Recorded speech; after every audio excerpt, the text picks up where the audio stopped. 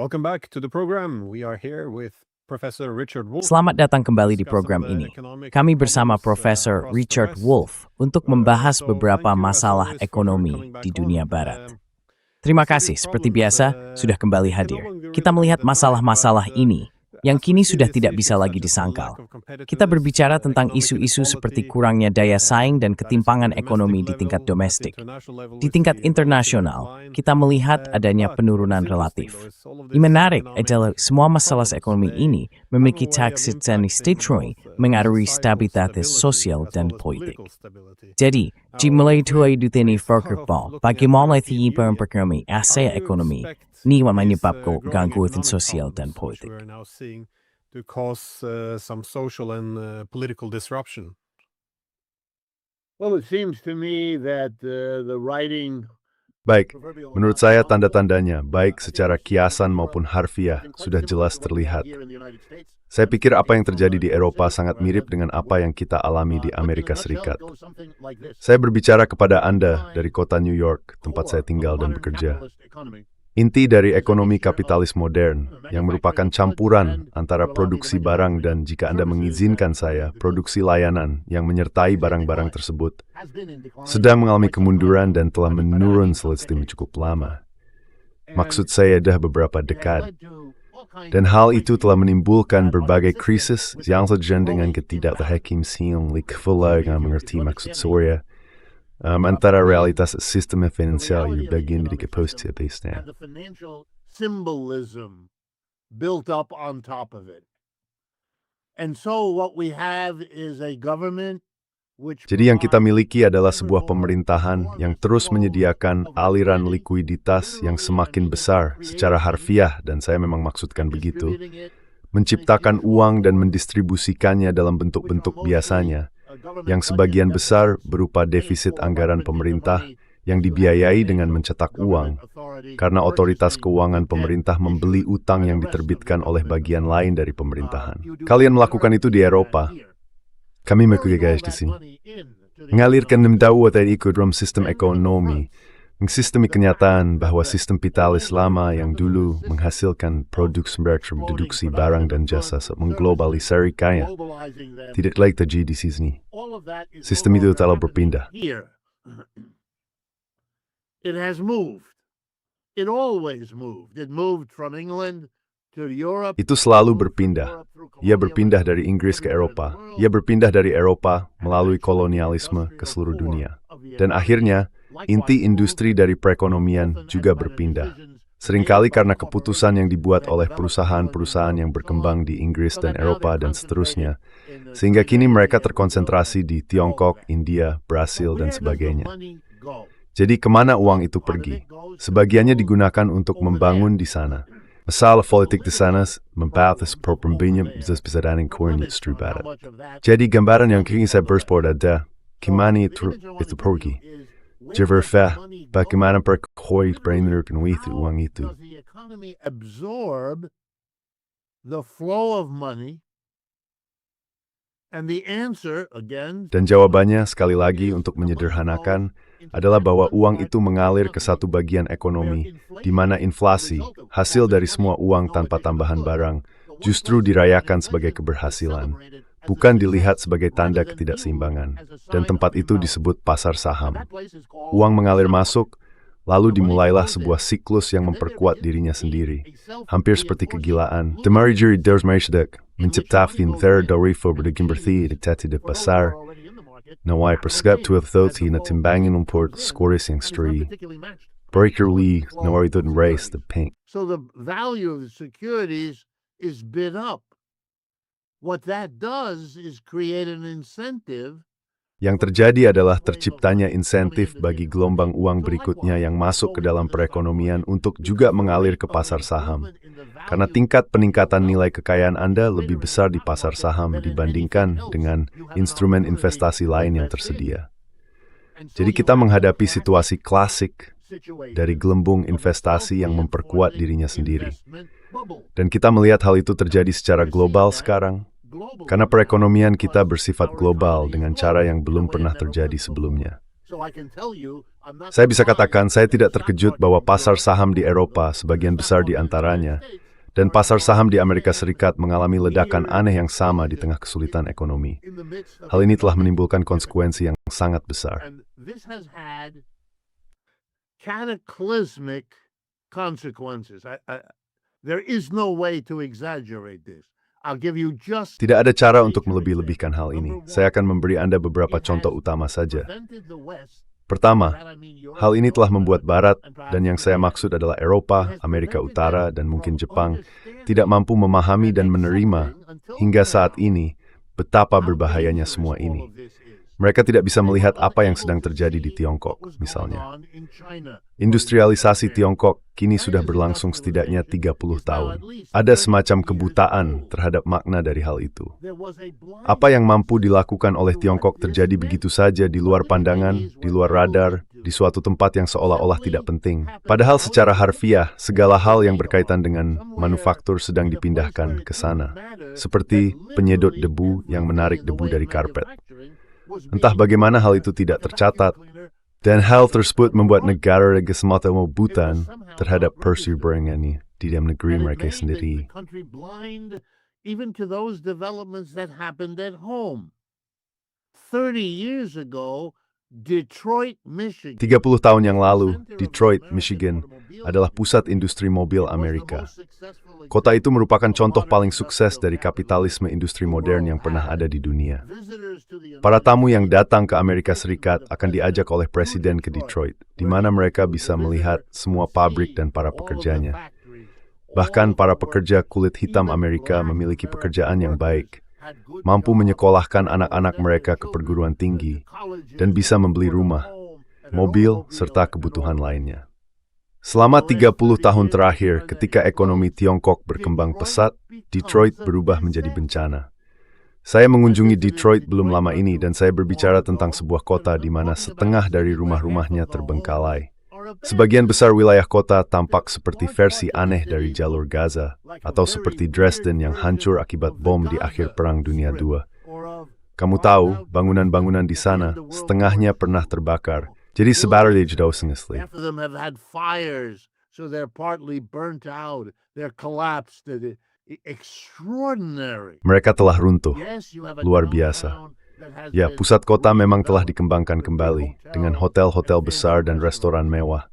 Tapi jika Anda berjalan 5 menit dari hotel Anda, tempat saya berada, Anda akan melihat seperti apa sisa kota itu sebenarnya. Namun entah bagaimana hal ini bisa terus berlangsung, tahun demi tahun, selama 30 tahun, dan hingga hari ini masih belum ada pengakuan. Apa artinya ketika sebuah kota hanya menjadi bayangan kecil dari dirinya sendiri? Dan penduduknya, omong-omong pada tahun 1980 jumlah penduduknya 1.034. Populasi Detroit saat ini adalah 700.000. Sebagian besar penduduk telah meninggalkan Detroit. Itu seperti Ukraina, orang-orang meninggalkan negaranya, dan sebagian besar dari mereka tidak akan pernah kembali. And most of them will never come back. I mean, this is not a downturn. This is a catastrophe. Ini bukan kemerosotan, ini adalah bencana. Namun jika kamu mencermatinya dengan saksama, ini sangat-sangat sulit, sangat lambat. Ngomong-ngomong pagi ini dan saya percaya untuk pertama kalinya, seorang perempuan dilantik sebagai wali kota baru Detroit. Seorang perempuan kulit hitam. Demikian juga di kota Syracuse, seorang perempuan kulit hitam menjadi wali kota. Dan di kota Albany, New York, sebuah kota penting, ibu kota negara bagian, seorang perempuan kulit hitam juga. Tanda-tanda kecil ini menunjukkan bahwa masyarakat mulai menemukan cara untuk mengekspresikan keterkejutannya. Bukan hanya terhadap apa yang telah terjadi, tetapi juga terhadap perpaduan aneh antara evolusi ekonomi yang dibalut dengan kepura-puraan ideologis. Sehingga orang-orang kini berperilaku seperti mereka yang baru terbangun dari tidur panjang, di mana panjang berarti bertahun-tahun, dan baru sekarang mulai memahami semua yang telah berubah. Coming to terms with all that has changed, but the only odd thing is they weren't asleep. Tapi hal anehnya adalah mereka tidak sedang tidur. Mereka terjaga sepanjang waktu, mengalaminya secara langsung. Kemarin kita melantik seorang sosialis Muslim sebagai wali kota New York City. Kamu tahu, semua orang sedang berusaha memahami apa artinya itu. Apakah rakyat New York memilih sosialisme? Tentu tidak. Sama sekali tidak. Sejujurnya, kebanyakan orang di New York bahkan tidak bisa menjelaskan apa itu sosialisme. Itulah tetap impedit raisan east dan tetap kuwerber. Itulah tisem kelayaming. Ekwal herti ohio.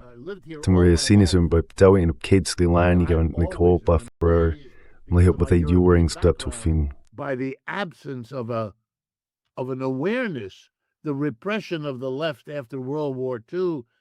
Penindasan terhadap kelompok kiri setelah Perang Dunia II membuat semua hal ini tidak bisa dibicarakan. Jadi sekarang ada semacam kebutaan dan kecemasan. Dan orang-orang di New York, mereka memberikan suara dan ini sangat penting. Mereka memilih menentang kapitalisme barat modern. Mereka mungkin tidak menggunakan istilah itu meskipun sekarang istilah tersebut lebih umum di Amerika daripada kapanpun selama hidup saya. Namun, Pavohana berarti tengah lagi tweet dakar istorja tidak kuat memilih menentang status quo. Dar mereka sosialis muslim mujab thorbi kiteri kewakiliti meninggang beniport ditindakan diterima. Because what we have is utterly unacceptable. If you want to use different language, jika Anda ingin menggunakan bahasa yang berbeda, dan saya mengatakan ini setelah banyak memikirkannya, kita sedang berada di masa prarevolusioner, dan saya pikir hal ini juga mencakup Eropa, di mana realitas-realitas sulit yang telah dihapus oleh program ideologis brilian ala Madison Avenue selama 75 tahun terakhir kini telah mencapai titik jenuh. Realitas itu mulai terasa nyata, dan tidak ada cara untuk menanganinya. Karena mereka sepuh berpengorbankan tentu harus berbuat apa dalam situasi seperti ini. Sosialisme lama yang awas membangkit kembali. Karena bagi generasi yang baru menifih itu adalah trigger sekarsnak dan sentarik. Senior subscope berpensakan salite erduksi. It's remarkable to live through this. Nah, di Amerika Serikat, jelas terlihat banyak masalah yang sama seperti di Eropa. Saya pikir momen prarevolusioner adalah cara yang baik untuk menggambarkannya. Apa yang kita lihat sekarang adalah bahwa lembaga-lembaga dianggap tidak sah. Kepemimpinan politik tidak sah. Media tidak sah. Pada dasarnya, masyarakat tidak bisa berfungsi tanpa mereka, tetapi mereka tidak menjalankan peran yang seharusnya mereka miliki. Namun, dalam beberapa hal, situasi di Eropa tampak sedikit lebih bermasalah. Karena di Eropa, kita terbiasa dengan pemerintah yang menyediakan berbagai kebutuhan sosial, negara kesejahteraan, liburan panjang, usia pensiun dini, semua hal itu.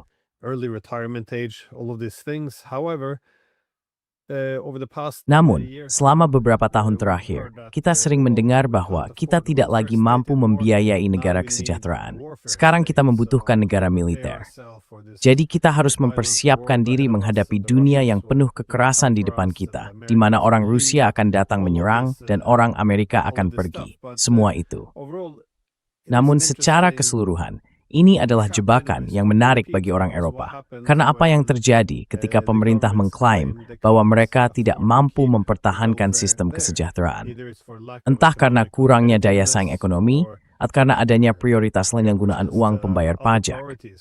Jadi, apakah Anda melihat situasi di Eropa lebih buruk daripada di Amerika dalam hal ini? Yes, and I do because I think that Ya, saya setuju karena saya pikir situasi di Eropa secara keseluruhan lebih buruk dibandingkan di Amerika Serikat. Di Amerika Serikat, kita masih memiliki, berkat 75 tahun terakhir, dari apa yang pada dasarnya merupakan kekaisaran global AS, sumber daya dan industri yang telah terkumpul, yang kini sedang ditantang oleh Tiongkok di setiap tahap, dan bahkan melampaui kemampuan Amerika Serikat di sejumlah bidang. Saya terkejut pagi ini ketika membaca bahwa perusahaan BYD di Tiongkok, produsen kendaraan listrik nomor 1 di sana, tetapi itu yang depan, mengumumkan bahwa pada tahun 2025 mereka menjual lebih banyak kendaraan listrik daripada Tesla di seluruh dunia.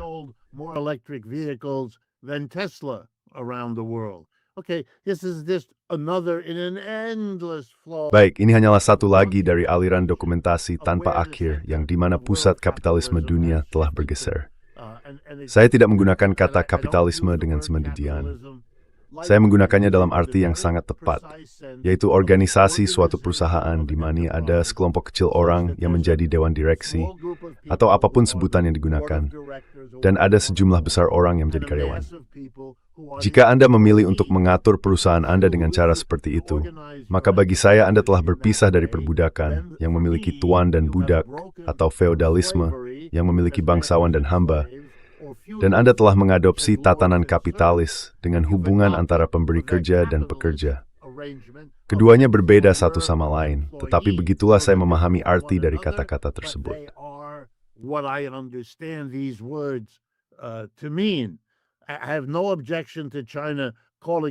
Saya tidak keberatan jika Tiongkok menyebut dirinya sosialis, tetapi itu adalah jenis sosialisme seperti yang dikenal di Skandinavia, di mana perusahaan-perusahaan tetap, pertama, sebagian besar dimiliki dan dijalankan secara pribadi, dan kedua, hampir semuanya diorganisasi berdasarkan hubungan antara pemberi kerja dan pekerja. Bagi saya, ini berarti bahwa sistem ini yang berasal dari Inggris dan berkembang ke seluruh dunia, kini berakhir, setidaknya pada tahap kita sekarang, dengan konsentrasi yang sangat tinggi di Asia Timur. Dan semua pihak lain sedang menyesuaikan diri dengan tatanan tersebut. Amerika Serikat masih mampu melakukan tingkat persaingan nyata tertentu dengan Tiongkok. Secara sederhana, saya tidak berpikir Eropa bisa. Menurut saya yang terjadi di Eropa adalah kekuatan yang sama yang membentuk Tiongkok, dan Amerika Serikat di satu sisi telah membuat Eropa berada di posisi ketiga. Nanti itu ada Volkswagen growth. By far the number 3 position.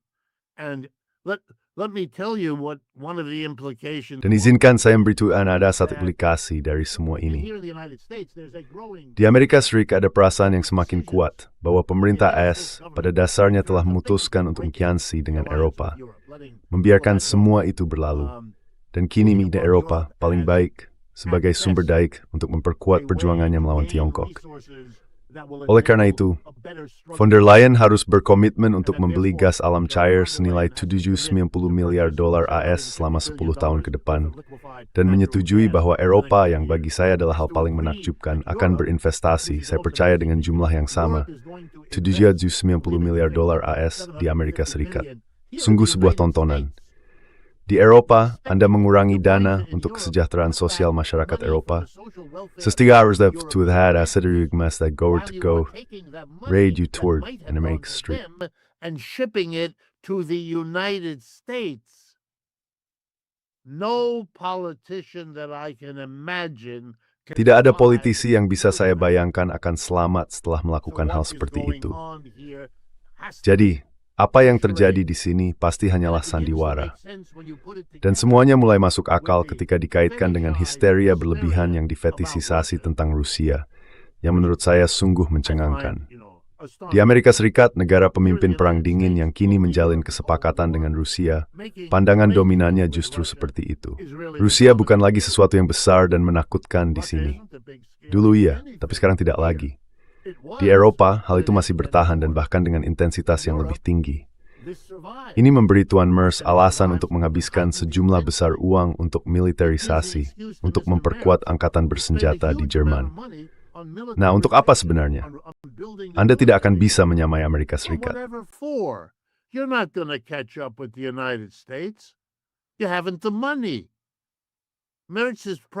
Kamu tidak punya uangnya. Merz dengan bangga mengatakan bahwa ia akan menghabiskan 80 atau 800 miliar dolar dalam 10 tahun. Amerika Serikat menghabiskan jumlah itu hanya dalam 1 tahun. Kamu tidak akan bisa menyusul. China dan Rusia bersama-sama tidak akan bisa menyusul. Bukankah perang di Ukraina sudah cukup menunjukkan hal itu, jika kamu masih butuh bukti? Lalu apa yang sebenarnya sedang terjadi? Inilah pandangan paling suram yang muncul dari pengalaman saya di sini. Bahwa Tuan Merz adalah seperti dulu, seorang karyawan BlackRock. Dan rencananya adalah untuk memeras Eropa sebanyak mungkin. Bermain sebuah permainan. Saya akan menurunkan tarif jika kamu mengirimkan kekayaan kepada saya. Dan saya akan memberitahu kekayaan seperti apa yang saya butuhkan. Dan dalam bentuk apa. Lalu kita akan membuat beberapa rencana. Dan semuanya akan berada di Amerika Serikat. Bersama strength strategis time bermi. Our strategic calculations.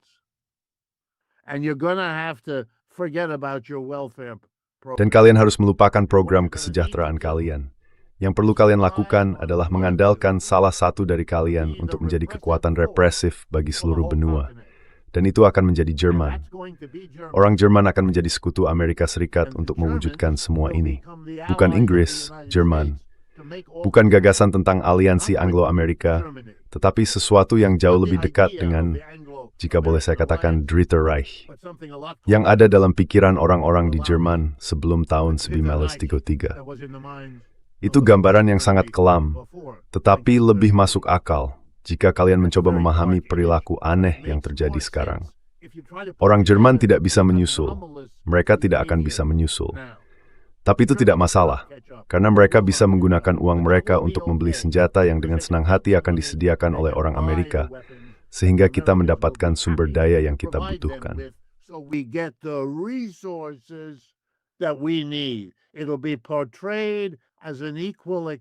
Ini akan digambarkan sebagai pertukaran yang setara. Amerika Serikat akan menjual senjata yang kamu butuhkan, dan kamu akan mengirimkan uang yang kami minta. Dan kami akan melakukan apa yang sudah kami lakukan selama setengah abad. Kami akan mengirimkan senjata yang sudah usang, karena kami telah menggantinya dengan yang baru. Lagi pula, kamu tidak memerlukan yang terbaru, karena kamu tidak bisa berperang bersama kami juga. Itu sudah cukup untuk yang kamu jalankan. Mungkin saya salah, jelas saya sedang berspekulasi. Tetapi spekulasi saya lebih masuk akal terhadap apa yang sedang terjadi dibandingkan penjelasan lain yang bisa saya temukan. Dan saya tahu, di antara orang-orang yang telah kamu wawancarai dan yang menjadi rujukan saya hingga sampai pada pembicaraan ini, ada misalnya orang-orang seperti Yanis Varoufakis dan lainnya, yang dengan cara mereka sendiri, Swaisen Gereis to Yusuf,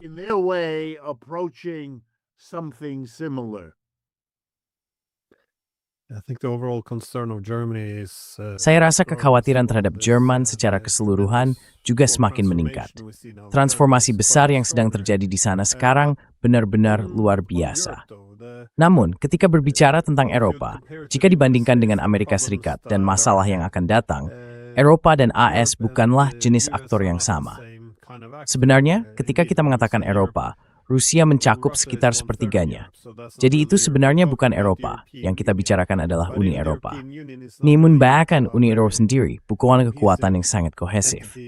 Tampaknya krisis saat ini digunakan sebagai alasan atau kesempatan untuk memusatkan kekuasaan. Saya rasa saya sebelum bisa nonton Wonderland akan semuanya sudah tentu.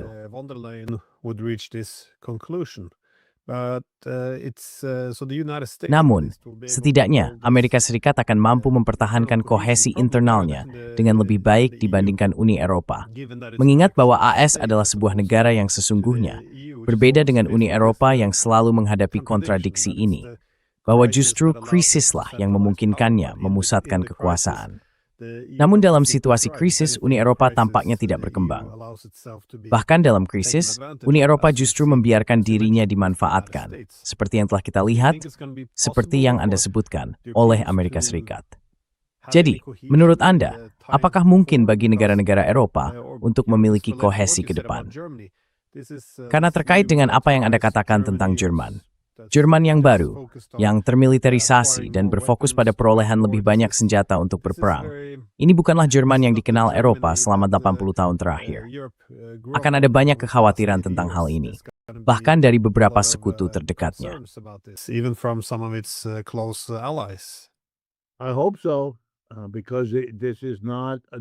Saya harap begitu, karena ini bukan arah yang ingin diambil siapapun, termasuk Jerman, terutama mengingat sejarah mereka. Izinkan saya menanggapi begini, saya setuju dengan Anda. Perpecahan di Eropa memang luar biasa. Bagi kami di Amerika yang menyaksikan apa yang terjadi selama setahun terakhir, tahun 2025, terlihat dari sini seperti upaya bersama, bahkan upaya yang putus asa untuk mencapai kesepakatan bulat dalam mengambil aset Rusia yang disimpan di Belgia dan menggunakannya sebagai jaminan untuk pinjaman besar bagi Ukraina, hanya agar perang yang sangat merugi itu bisa bertahan 1 atau 2 tahun lagi. Siapapun yang membayangkan bahwa jumlah uang sebesar itu bisa melakukan lebih dari itu, menurut saya, sedang bermimpi.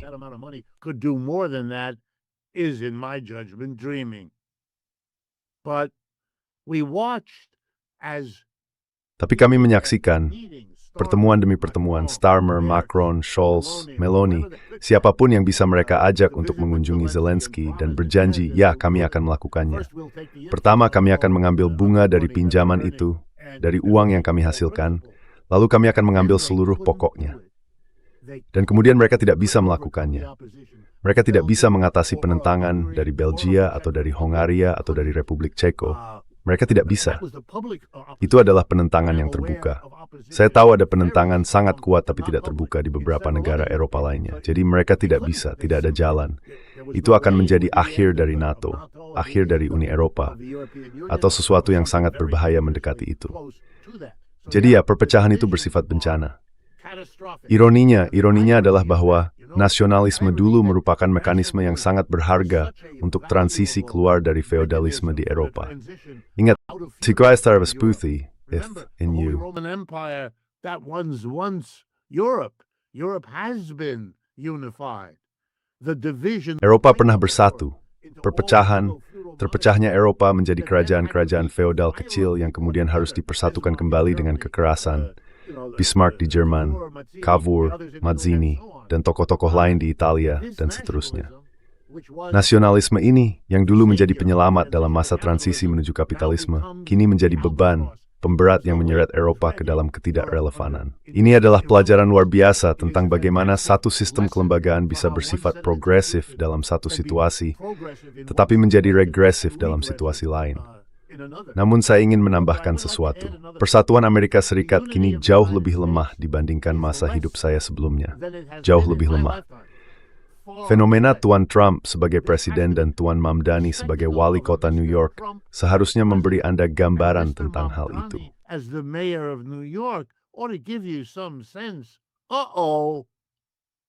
Things are very different. Keadaannya sangat berbeda. Budaya kita di sini, dan bukan hanya budaya politik kita, tapi seluruh budaya kita. Saya tidak tahu apakah audiens Anda mengikuti hal ini, tapi salah satu tindakan luar biasa dari Tuan Trump adalah menuntut dan mengambil alih Kennedy Memorial Center for the Arts yang merupakan lembaga besar di Washington, D.C. Tempat itu dimaksudkan sebagai perayaan artistik atas bakat Amerika dan telah menjadi ajang bagi para seniman dari seluruh dunia. Semacam wujud komitmen Amerika. Namanya adalah Kennedy Memorial Center.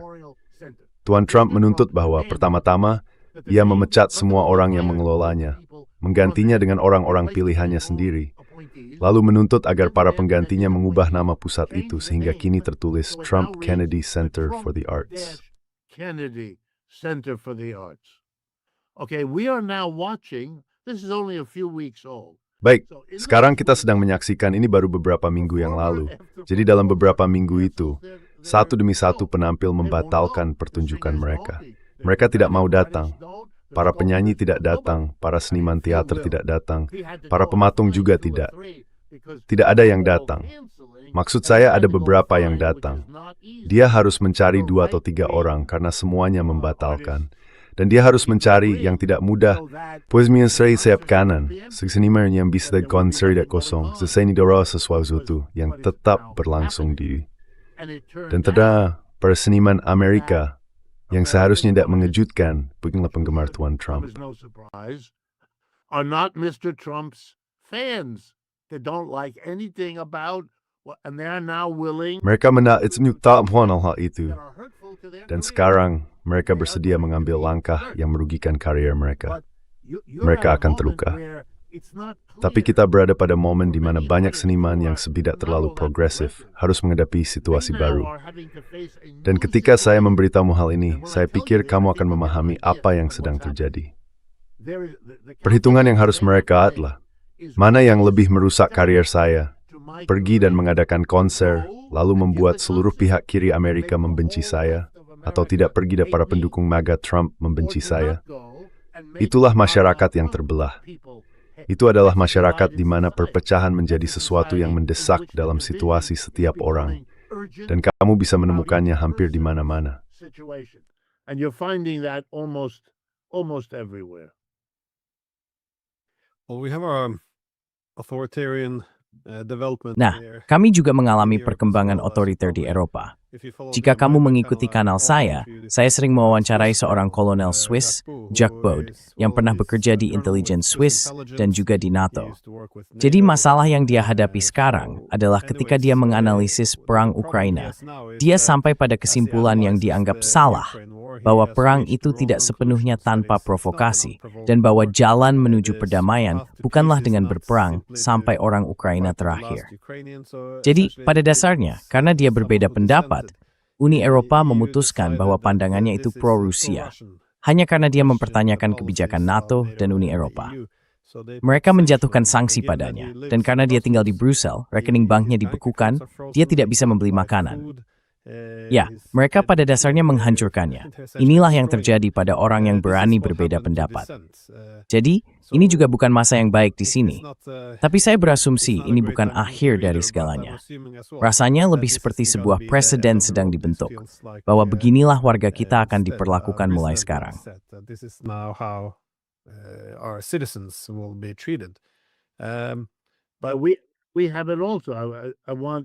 Tapi kita juga mengalaminya. Aku ingin kamu memahami, ini adalah peristiwa luar biasa pada tahun 2025. Menurutku, persepsi di Amerika Serikat berubah seputar pasukan polisi khusus baru yang dibentuk oleh Trump. Namanya ICE, dan tujuan resminya adalah memfasilitasi deportasi imigran tanpa dokumen yang memiliki catatan kriminal. Namun seiring berjalannya waktu, menjadi sangat jelas bahwa lembaga itu memiliki banyak fungsi lain di luar itu. Hanya sebagian kecil dari orang yang mereka tangkap yang memiliki catatan kriminal. Sejumlah besar bahkan bukan imigran, apalagi tanpa dokumen. Tapi persepsi publik berubah. Pada akhir tahun, bisa dibilang pandangan masyarakat Amerika menjadi anti-ICE. Sedangkan pada paruh pertama tahun itu, pandangannya masih pro-ICE atau netral. Pemendalan agen ICA mentuh ke memahasa ketenah. Ito menginhirkan suaboy snore berbandblower di mall, di suatu tempat mendalang rigord.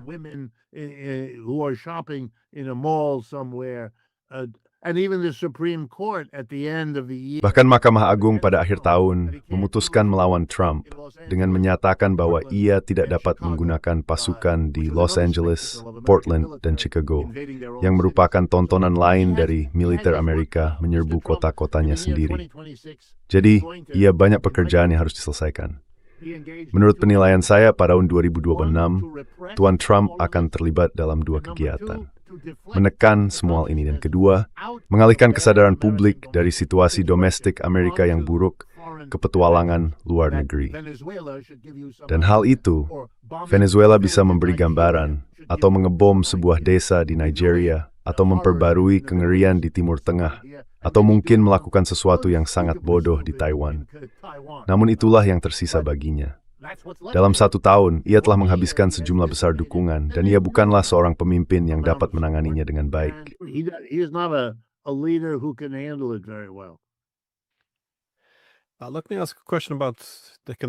Izinkan saya mengajukan pertanyaan tentang kemerosotan ekonomi dan perang.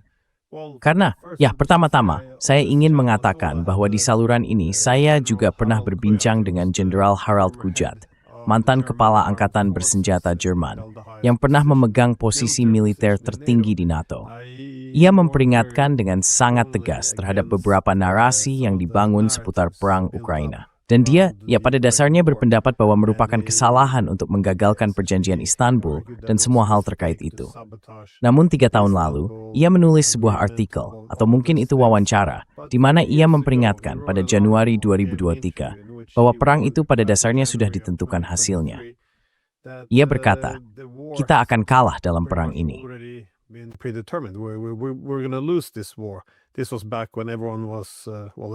Dulu, semua orang wajib mengatakan bahwa kita menang.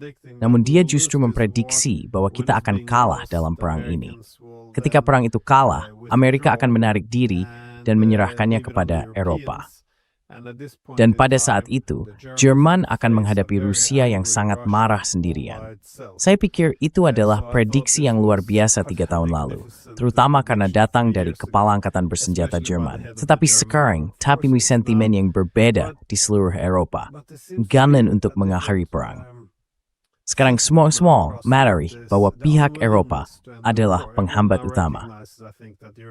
Hanya beberapa hari yang lalu, Menteri Pertahanan Swedia mengatakan bahwa kita mati terperipai di Ukraina.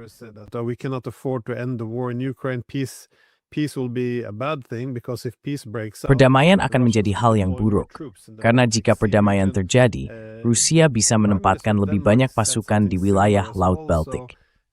Perdana Menteri Denmark juga mengatakan hal yang serupa. Jadi ya, kita harus mempertahankan perang di Ukraina untuk mengalihkan perhatian Rusia agar tidak membalas dendam kepada kita. Karena pada dasarnya, kita telah menggunakan Ukraina sebagai perantara melawan mereka. Namun di luar semua ini, konsekuensi langsung dari perang, kita juga melihat adanya dampak ekonomi. Artinya, mudah untuk menjelaskan penurunan drastis dalam standar hidup jika kita bisa menyalahkan perang dan Rusia. Tetapi bagaimana menurut Anda, krisis ekonomi yang semakin parah ini menciptakan insentif bagi para politisi untuk terus mendorong perang? Well, I think the way I read what they do, this is the Menurut saya, jika melihat apa yang mereka lakukan, ini adalah upaya putus asa dari orang-orang yang relevansi politik dan kariernya sedang menuju akhir. Terus terang saja, ini adalah orang-orang yang sejak awal seluruh kariernya didedikasikan untuk menundukkan negara mereka dan kehidupan mereka sendiri kepada Amerika Serikat. Mereka telah menjadi mitra junior dari pemain utama dalam ekonomi dunia. Mereka membiarkan Amerika Serikat berperan sebagai hegemon dan membrace dukungnya. Namun kini, Amerika Serikat beralih ke posisi yang berbeda. Sekarang, mereka mirar hal lebih baik untuk memeras kekayaan setiap negara yang kita dan mereka melihat kita merose booth itu yang berpostain. It doesn't feel that you're not a useful ally. They understand that the war, if the war comes... Mereka memahami bahwa jazz tahun war, sehingga sedikit perbedaan ini mewah dapat menegaskan maksudnya itu akan terjadi di antara Amerika Serikat, Rusia, dan Tok. Rudal-rudal eklintis dastak pos Eropon, PMS dan mensteram for kuin. Sekarang mungkin saya memberi onomokannya.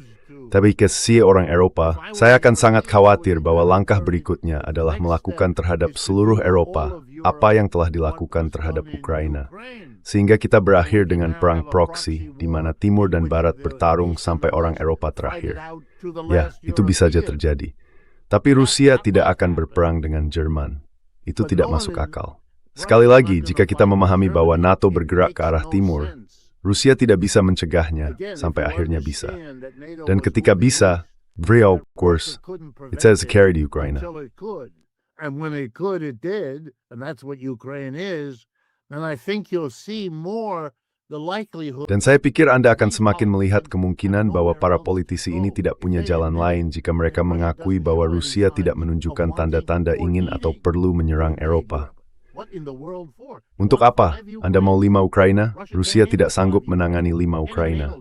2 saja tidak bisa. Gambaran bahwa mereka sedang mencari kesempatan tidak masuk akal bagi siapapun, kecuali para politisi yang sepanjang hidupnya bersikap anti-Rusia, anti-Soviet, terus-menerus berperang dalam perang yang sama berulang kali. Itulah karier mereka. Mereka tenggelam bersamanya, mereka bangkit bersamanya, dan mereka akan mati bersamanya.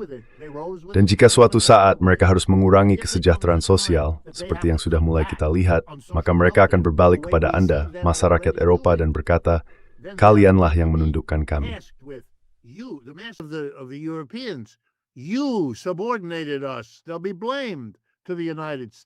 Mereka akan menyalahkan Amerika Serikat. Kalian bahkan tidak punya keberanian untuk melihat akan terjadi, dan kalian tidak melakukan apapun untuk mencegahnya. Dan sekarang, dengan militer kalian melampiaskannya pada kami. Kami yang harus menanggung akibatnya. Oh tidak, kami tidak akan membiarkan kalian melakukan itu. Dan pada titik itu, mereka harus mengatakan dengan satu cara atau lainnya, kami tidak percaya atau kami tidak peduli dengan apa yang kalian katakan tentang Rusia. Rusia adalah ancaman yang mungkin terjadi. Kalianlah yang sebenarnya merugikan kami setiap hari dengan apa yang kalian lakukan terhadap pensiun, sistem kesehatan, dan hal-hal lain yang kalian bicarakan. Saya tidak berpikir itu bisa dijalankan. the hysteria against Russia is Menurut saya, histeria terhadap Rusia itu sangat berlebihan. Politisi terkemuka kita di sini, para politisi yang paling anti-Soviet, anti-Rusia, dan anti-sosialis, tidak lagi berbicara seperti itu. Bahkan mereka pun menganggap orang Eropaan dalam hal ini. Benar-benar aneh. Apakah mereka masih begitu? Ya, karena kehidupan politik mereka sama. Mereka tumbuh dalam perang dingin yang anti-komunis. Dan mereka juga apa yang digerakkan mereka. Semua hal yang mereka tahu untuk benarkan semua. Mereka sedang menghadapi masalah, dan mereka juga bermasalah sejarah politik di sini. Karena semua upaya, dari semua orang yang menentang Mamdani dan yang lainnya, semua gagal. Against Mamdani and the others, all failed. Michael Bloomberg, your classic American Michael Bloomberg, mantan wali kota New York yang merupakan sosok klasik Amerika dan seorang miliarder, menghabiskan $9,5 juta secara terbuka diakui untuk menghentikan Mamdani. Tidak berhasil, tidak ada pengaruhnya, sama sekali. Bahkan di antara populasi Yahudi yang besar di New York City. Segala upaya telah dilakukan. Omong-omong, Mamdani sangat tegas. Ia pernah ditanya saat mencalonkan diri, apa yang akan ia lakukan jika Benjamin Netanyahu berkunjung ke New York, dan jawabannya yang tersebar di surat kabar adalah, saya akan menangkapnya. Ia bahkan mendapat suara dari komunitas Yahudi juga. Maksud saya bahkan Bloomberg yang juga Yahudi tidak bisa menghentikannya. Tidak bisa menghentikannya. Bloomberg, who is Jewish, couldn't stop it. Couldn't stop it. Yeah, it's a good Ya, itu pertanda yang cukup jelas bahwa ada sesuatu yang sangat salah ketika, seperti yang kamu katakan, Amerika Serikat pada dasarnya bisa menekan Eropa, menyuruh mereka untuk tidak terlalu banyak berdagang dengan Tiongkok dan Rusia. Hanya dengan Amerika Serikat, menekan industrinya agar pindah ke AS, menekan Uni Eropa agar menanamkan keuntungannya di AS, dan tetap saja Uni Eropa menuruti perintah itu. Uni Eropa telah ditempatkan dalam posisi yang sangat it's been put in a very. But that's why you have Tapi itulah sebabnya Anda harus memberikan segalanya begitu saja kepada Amerika Serikat. Sementara Amerika Serikat menyangkal Anda. Itu adalah program politik yang mustahil, kecuali disertai dengan propaganda anti-Rusia yang histeris seperti yang Anda gambarkan dengan rekan intelijen Swiss Anda. Mereka harus bertindak seperti itu karena mereka putus asa. Ini seperti Amerika Serikat dan ini sangat penting. Beberapa bulan yang lalu Tuan Trump cukup memahami hal ini. We harus mulai mengintelisar stasis dari krisis domestik of Chris Mary Ford. Itu yang lihat ecek dan ini ecek pro untuk hari. Selis moin, the pokal. Right? No trial, no arrest. For years, American naval shipping would Selama bertahun-tahun, kapal Angkatan Laut Amerika sesekali akan menaiki sebuah perahu untuk memeriksa apakah kapal itu membawa barang ilegal. Jika iya, mereka menyita barang tersebut, menangkap orang-orangnya, dan membawa mereka kembali ke tempat asal mereka. Tiba-tiba, program ini dianggap tidak memadai, tidak ada pengacara, tidak ada penangkapan, hanya bunuh mereka. Langsung tembak, bunuh. Dan jika ada yang selamat, kejar dan bunuh juga. Mengapa? Ini tidak mungkin soal narkoba. Sebagian besar narkoba yang menjadi perhatian kita tidak datang dari Venezuela. Jalurnya berbeda. Semua ini konyol. Jadi tidak ada substansinya. Ini bagian dari kita akan mengebom Nigeria, kita akan mengebom. Ini adalah cara yang ditemukan pemerintah untuk membungkam demonstrasi pro-Palestina di seluruh Amerika, karena anak muda, terutama di universitas, sangat mendukung Palestina.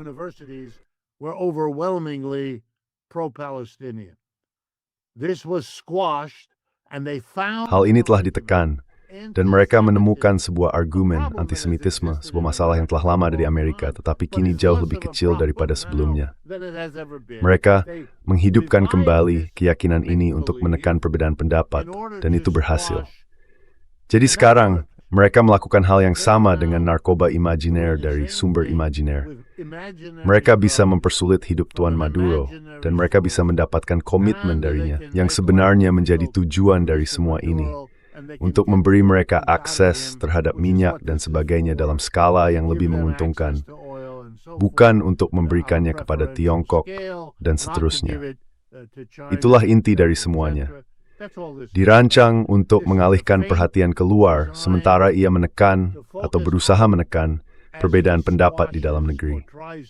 Dan itulah yang akan kita lihat pada tahun 2026. När man ser det breder preferisörer teged den till förintade. Is a stereo du thedatigen na kapwoth. I think you're going to have to squash dissent. You're going to have to squash two kinds of dissent. Kamu akan harus menekan dua jenis perbedaan pendapat. Pertama, kesadaran yang semakin tumbuh bahwa Rusia bukanlah masalah seperti yang selama ini digambarkan. Dan aku bukan pembela Rusia, bukan penggemar Tuan Putin, tidak sama sekali, tapi hanya melihatnya secara realistis. Namun ancaman yang lebih besar justru akan datang dari dalam negara-negara Eropa sendiri, dari mobilisasi kaum pekerja dan kelompok kiri yang menentang penghancuran negara kesejahteraan. Satu hal jika orang diminta ikut dalam histeria melawan Rusia yang sebagian besar hanya berupa kata-kata. Tapi hal lain, jika seseorang tidak bisa mengirim anaknya ke universitas atau tidak bisa pulih dari penyakit yang parah dan sebagainya, menurutku, disitulah persoalan sebenarnya. Disitulah pertarungan dan kita juga akan mengalaminya di negara ini. And we're going to have that in this country as well. Saya pikir hal yang unik dari perang Ukraina adalah, karena kita sedang kalah dalam perang ini, para pemimpin kita tidak akan bisa menulis sejarahnya setelahnya. Dan begitu semua kebohongan terungkap, satu demi satu, semua hal yang dulu mereka sebut sebagai propaganda Rusia, mulai dari keterlibatan NATO hingga masalah korupsi, satu persatu terbukti benar. Jadi saya pikir, setelah semua kebohongan itu terbongkar, orang-orang akan mulai mengajukan lebih banyak pertanyaan. Apa yang terjadi dengan ekonomi kita? Mengapa kita harus berjuang sampai orang Ukraina terakhir? Semua hal ini akan muncul, dan saya pikir tuntutan akan akuntabilitas tidak bisa dihindari. Yaitu membawa saya ke pertanyaan terakhir saya. Jika ini adalah momen pra-revolusi, seperti apa sebenarnya revolusi di dunia barat itu nantinya?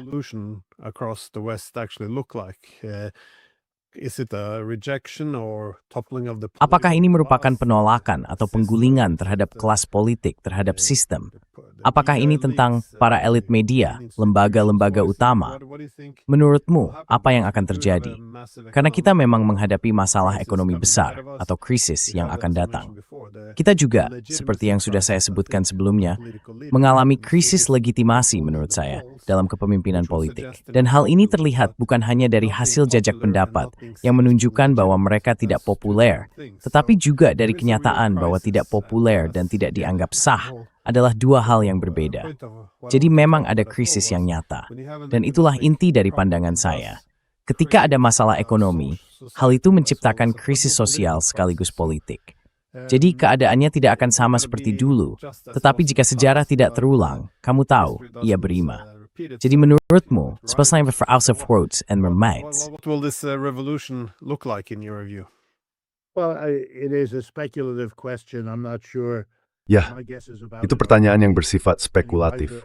Saya tidak yakin tebakan saya lebih bijak atau lebih baik daripada orang lain. Tapi saya melihat di Amerika Serikat akan ada pergulatan antara tiga gagasan tentang seperti apa revolusi itu. Sesuatu yang hampir semua orang sudah setengah sepakat. Maksud saya, kalau Anda naik taksi di New York City, percakapannya selalu variasi dari hal yang sama. Semuanya sepertinya sedang berantakan. Ya, semuanya memang berantakan. Itu terasa di udara. Tidak ada yang mengatakannya secara jelas, tapi tetap terasa. Jadi dengan kondisi itu, saya pikir ada tiga skenario. Yang pertama, fasisme secara langsung. Sebuah upaya untuk menata ulang masyarakat ini dari atas ke bawah. To reorganize this society, top down, there are voices. Sudah ada suara-suara di Amerika Serikat yang mempermasalahkan mengapa kita seharusnya menjadi kerajaan atau republik, tetapi bukan demokrasi. Dengan kata lain, mari hentikan semua pembicaraan tentang bagaimana kita semua setara. Kita tidak setara. Beberapa dari kita memang pantas memegang kekuasaan dan wewenang, dan yang lainnya sebaiknya diam dan bersyukur karena semuanya sudah diurus. Jadi ada hal seperti itu. Trump sudah setengah jalan ke arah sana, dan ada banyak orang yang setelah dia meninggal atau mundur dari panggung politik akan mendorong ke arah itu. Yang kedua adalah ledakan gaya Franklin Roosevelt, Dan hal itu bahkan lebih mungkin terjadi jika Trump bertahan cukup lama untuk memicu krisis lain. Saat itu, akan ada peluang besar bagi Partai Demokrat untuk menemukan kembali jati dirinya. Sekarang partai itu sangat tidak berfungsi, tetapi bisa saja bangkit menghadapi momen itu. Kitalah alternatifnya. To that moment, we are the alternative. Give us the authority. Kita memberikan wewenang itu kepada diri kita sendiri. Lalu mungkin akan terlihat ayunan pendulum yang cukup besar, karena untuk membatalkan apa yang dilakukan Trump, kita harus melangkah sedikit lebih jauh. Dan kemudian ada yang ketiga. Yang ketiga adalah sebuah sudut pandang yang mungkin akan menjadi penting, meskipun saat ini belum. Ini adalah pandangan bahwa krisis itu nyata, tetapi lebih dari sekadar persoalan mengarahkan seluruh aparatus. Ini adalah gagasan bahwa kita benar-benar harus melalui perubahan mendasar dalam cara sistem bekerja. Dan dengan itu maksud saya adalah redistribusi kekayaan yang mendasar. Sesuatu yang lebih besar dari apapun yang pernah dilakukan sebelumnya. Roosevelt memang melakukan sebagian dari itu, tetapi yang kita bicarakan di sini adalah krisis yang lebih dalam, yang melibatkan seluruh populasi dengan cara yang tidak terjadi pada masa Roosevelt. More semantan itu akan muncul kembali unsur-unsur sosialisme historis yang telah menghalang through pandangan. That have been out of the picture for a long time. And the way I would describe this is cara saya menggambarkannya adalah seperti ini. Jika Anda mengambil buku Capit karya Marx dan membacanya, volume 1, atau jika Anda mengajarkannya, seperti yang saya lakukan, maka Anda akan tahu bahwa seluruh fokus Marx dan volume 1 adalah satu-satunya dari 3 volume yang benar-benar ia tulis, adalah tentang organisasi produksi. Seluruh pembagian orang yang berkumpul sehingga sebagian dari mereka menjadi karyawan dan diberitahu apa yang harus dilakukan, sementara yang lain menjadi pemberi kerja. Seperti yang saya katakan sebelumnya, saya mendefinisikan kapitalisme sebagai cara unik dalam mengorganisasi produksi. Hal itu akan dipertanyakan, dan akan muncul argumen bahwa untuk mewujudkan distribusi kekayaan yang setara secara nyata dan menjadikannya permanen, beserta semua hal yang menyertainya dalam jenis masyarakat yang kita inginkan, kita harus mendemokratisasi perusahaan, mendemokratisasi produksi. The enterprise, democratize production. Go from what you might think of as your conventional. Beralih dari apa yang mungkin Anda anggap sebagai perusahaan kapitalis konvensional menuju sesuatu seperti koperasi pekerja. Dan kita memiliki contoh seperti itu di seluruh dunia, berbagai model dan variasinya. Kita tidak memulai dari sesuatu yang benar-benar baru, tetapi akan menjadi hal yang radikal jika seluruh perekonomian diatur dengan cara seperti itu. Itulah argumen yang mungkin diajukan oleh pihak kiri ekstrem. Namun krisis di negara ini sedemikian rupa, sehingga pandangan tersebut kini tumbuh dan mendapatkan dukungan di sini. Dan saya pikir itu merupakan gejala sejauh mana keterasingan masyarakat terhadap apa yang sedang terjadi telah berkembang, sebagaimana terlihat dari terpilihnya Mamdani dan semua hal lain yang telah kita bicarakan.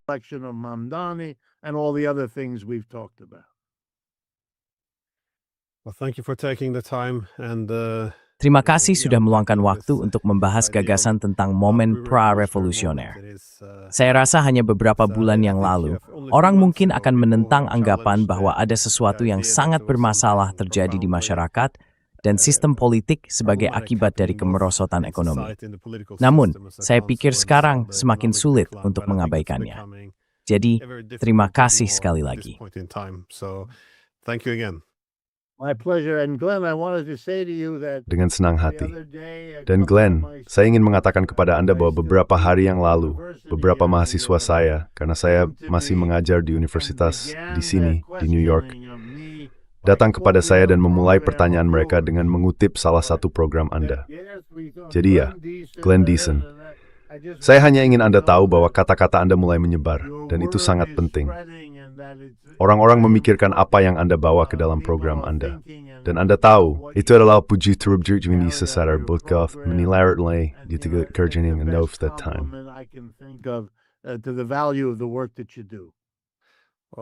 Some Hanmori days, one scenes. Saya serius menimbar vertik meremenon was, na may klath. En sa nginyo the prober tath, Met de marktzetting naar een sirni. Zij je woord Miriam Weijing, de mer vertel, Merker.